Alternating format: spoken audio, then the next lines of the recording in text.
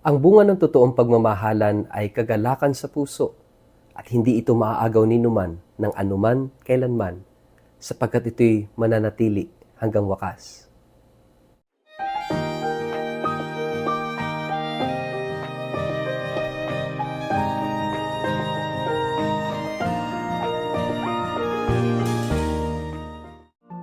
Ang mabuting balita ng Panginoon ayon kay San Lucas. Tinanong siya ng mga tao kung gayon po ano po ang dapat naming gawin. Sumagot siya sa kanila, "Sino mang mayroong 2 balabal, ibigay mo ang isa sa wala. Gayon din ang gawin ng sino mang may pagkain."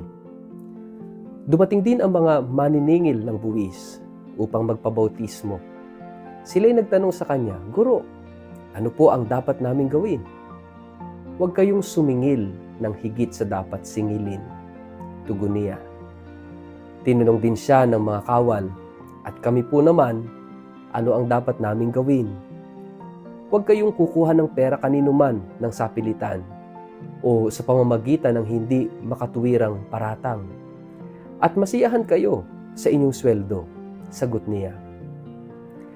Nananabik noon ang mga tao sa pagdating ng Kristo at inakala nilang si Juan mismo ang kanilang hinihintay. Dahil dito sinabi niya sa kanila, "Binabautismuhan ko kayo sa pamamagitan ng tubig, ngunit ang darating na kasunod ko ay magbabautismo sa inyo sa pamamagitan ng Espiritu Santo at ng apoy. Siya'y higit na makapangyarihan kaysa sa akin, ni hindi man lamang ako karapat-dapat na magkalag ng sintas ng kanyang sandalyas. Hawak na niya ang kalaykay upang linisin ang giikan at upang tipunin ang trigo sa kanyang kamalig. Ngunit ang ipay susunugin niya sa apoy na hindi mamamatay kailanman." Marami pang bagay na ipinangaral si Juan sa mga tao sa kanyang pamamahayag ng magandang balita.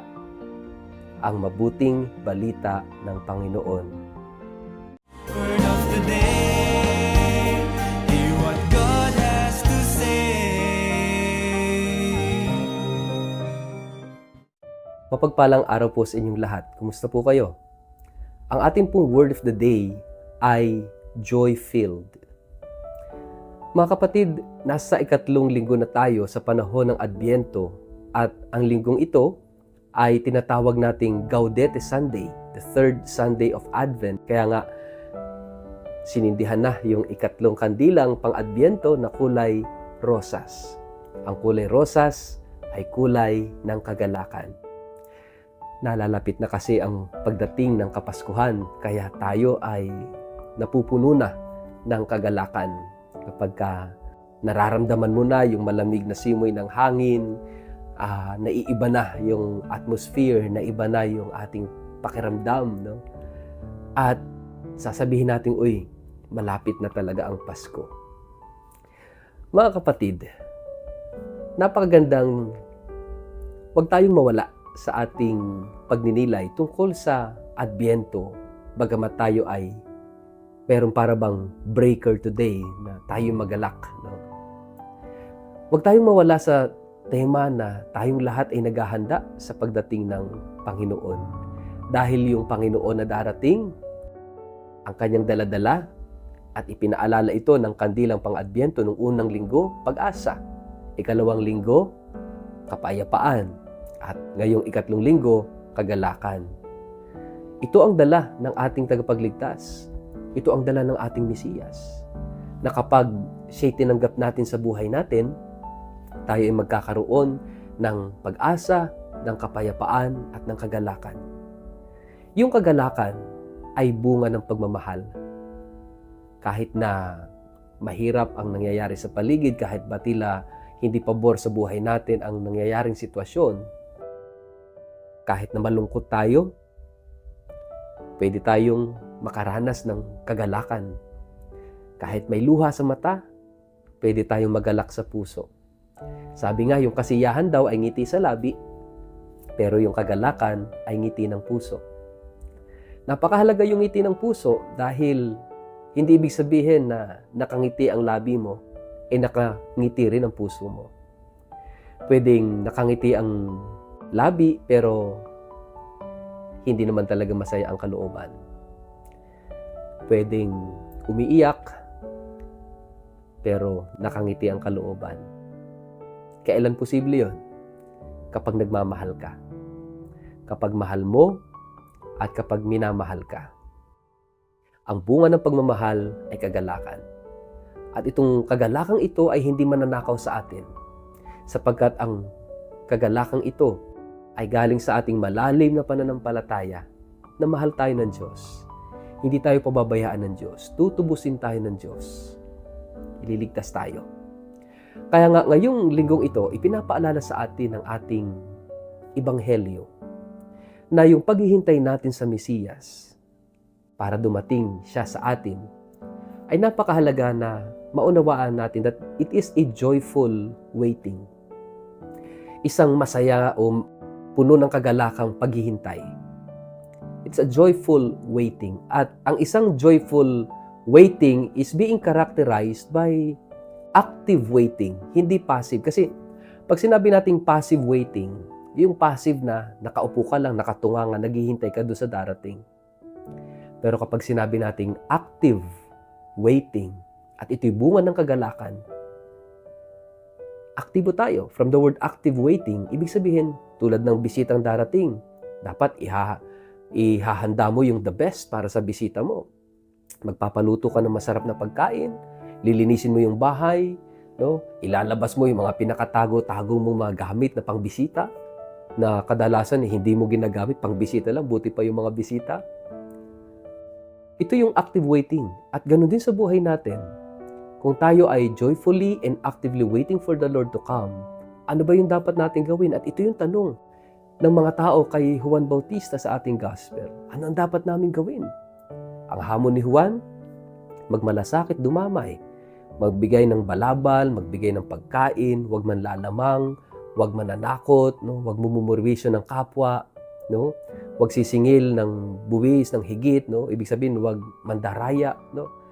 Lahat ng ito ay pamamaraan natin ng active waiting, yung pagbabagong puso, yung pagsisikap natin, ayusin yung buhay natin, ayusin yung relasyon natin, paigtigin yung ating ugnayan sa Diyos at sa kapwa.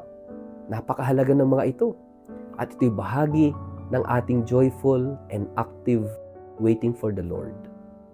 Mga kapatid, hindi natin alam kung kailan darating ang Panginoon. Dumating na siya noon, at siya'y dumarating sa tuwing tayo ay nagdiriwang ng banal na misa, ng mga sakramento, sa tuwing tayo ay nakakasalamuha ng mga tao. Pero darating siya sa wakas ng panahon at sa oras na ating kamatayan na kung saan hindi natin alam kung kailan, kung saan at kung paano. Ibig sabihin, our whole life here on earth is an advent.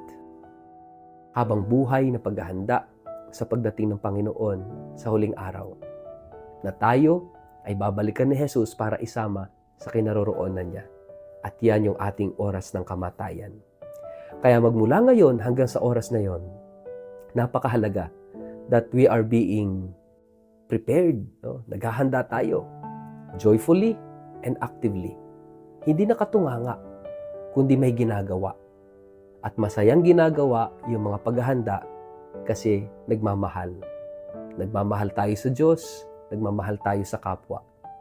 Aayusin natin ang buhay natin, aayusin natin ang pakikitungo natin. Amen. Sa ngalan ng Ama at ng Anak at ng Espiritu Santo. Amen. Ama naming Diyos, ngayong ikatlong linggo ng Adbyento, ang linggo ng Gaudete, ituro mo sa amin at iparanas mo sa amin ang tunay na kagalakan ng Adbyento na matatagpuan lamang sa aming personal na pakipag-ugnayan sa iyo sa pamamagitan ni Jesus na iyong anak at sa kapangyarihan ng Espiritu Santo. Amen. Pagpalain po kayo at ingatan ng makapangyarihang Diyos, Ama at Anak at Espiritu Santo. Amen.